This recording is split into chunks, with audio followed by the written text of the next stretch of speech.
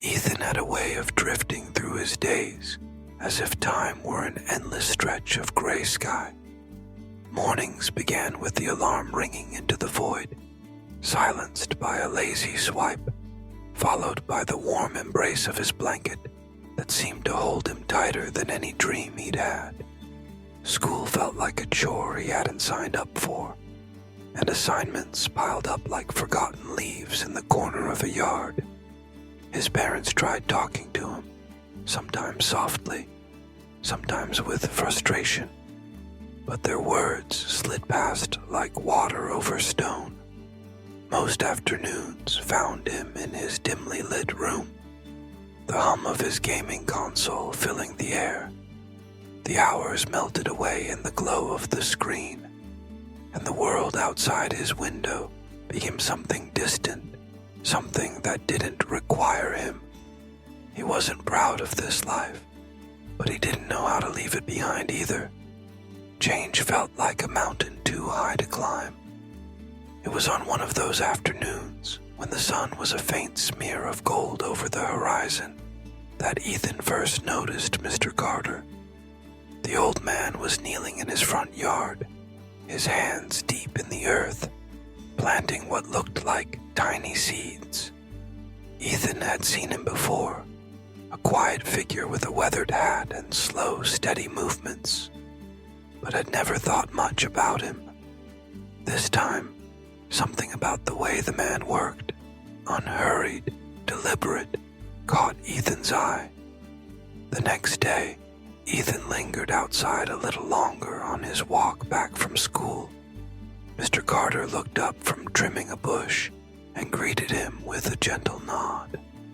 There was something calm in his eyes, the kind of calm that made you feel as if nothing in the world was worth rushing over.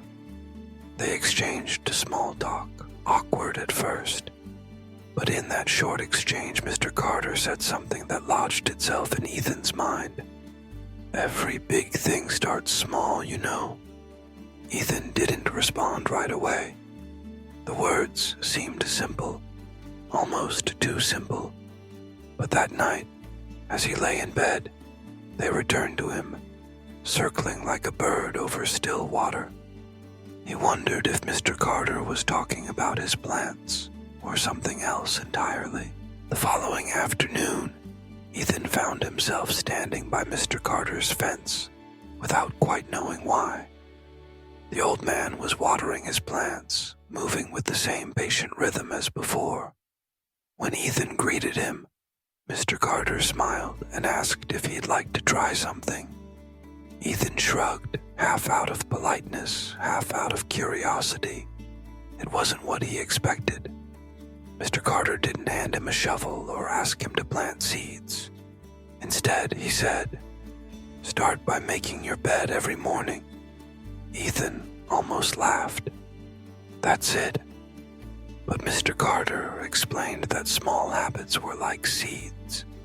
They didn't look like much at first, but if cared for daily, they grew into something you could never imagine at the start. The next morning, Ethan tried. It wasn't neat, not even close, but it was done. Still, a voice in his head whispered that it was pointless. He almost skipped it the next day, but something about not wanting to disappoint Mr. Carter made him straighten the blanket again. A week passed, and Mr. Carter noticed. "Good," he said. "Now add one more thing. Take a 10-minute walk every day." Ethan hesitated, but he agreed. It felt strange at first, walking aimlessly around the block, noticing things he'd never paid attention to. The sway of tree branches, the crunch of gravel under his shoes, the warmth of sunlight on his face. Weeks turned into a quiet chain of small acts. After the walk came 10 minutes of reading before bed, then clearing his desk every evening. Some days, he forgot or skipped, and the old habits pulled at him like a tide. But when he confessed this to Mr. Carter, the old man just nodded and said, "Missing a day isn't the end. What matters is you come back." Slowly, Ethan began to feel a shift. His room looked cleaner. His mind felt a little lighter. Schoolwork still wasn't easy, but he found himself starting assignments earlier, even if only for 10 minutes at a time. The habits didn't feel like mountains anymore. They were pebbles, and he could carry them. He didn't know it yet, but each small choice was quietly shaping something inside him, something stronger than the laziness that had defined him for so long. By the time autumn leaves began to carpet the sidewalks, Ethan's life looked quietly different. The change wasn't flashy, no grand speeches, no overnight transformation. But it was there, steady and unshakable. His bed was always made, his desk always clear. His walks had become longer without him even noticing. The boy who used to hide from the world now greeted neighbors on his strolls, a habit that surprised even him. One afternoon, as the air carried that crisp scent of approaching winter, Ethan stopped by Mr. Carter's yard again. The once empty patch of soil was now full of tall plants swaying gently in the breeze. Some had blossoms, others bore small fruits. Ethan stood there quietly, realizing he'd been watching them grow for months without really noticing. Mr. Carter joined him, wiping his hands on his trousers. "You see," he said, "it's not about speed. It's about showing up every day, no matter how small the task." Ethan felt the weight of those words differently now. He thought about his grades. They'd improved. He thought about his mornings. They no longer felt like a battle.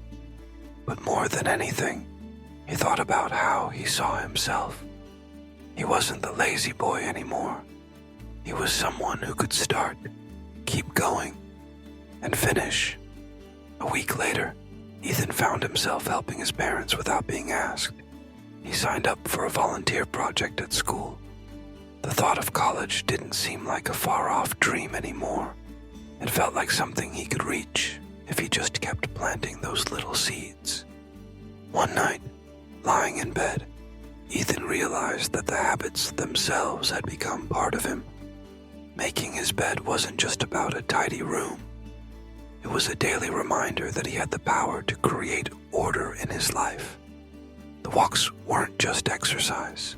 They were moments to breathe, to notice the world, to feel alive. The transformation hadn't come from sudden willpower or a burst of motivation. It had grown quietly, like Mr. Carter's garden, from seeds so small they almost seemed invisible at first. And now, standing in the middle of his own life, Ethan could finally see what they had become. He drifted into sleep that night feeling something new, a quiet pride, steady and warm, rooted deep inside. Sometimes, the smallest actions carry the greatest weight. A single choice to make the bed, take a short walk, or pause for a breath can ripple outward, shaping not only our days, but the person we become. Change rarely arrives in lightning bolts. More often, it comes like the slow dawn, unnoticed until the world is bright again. Ethan's story is a reminder that we are never too far gone to start over, one small habit at a time. If this story touched you, share it with someone who needs hope, and join us for more tales that inspire change.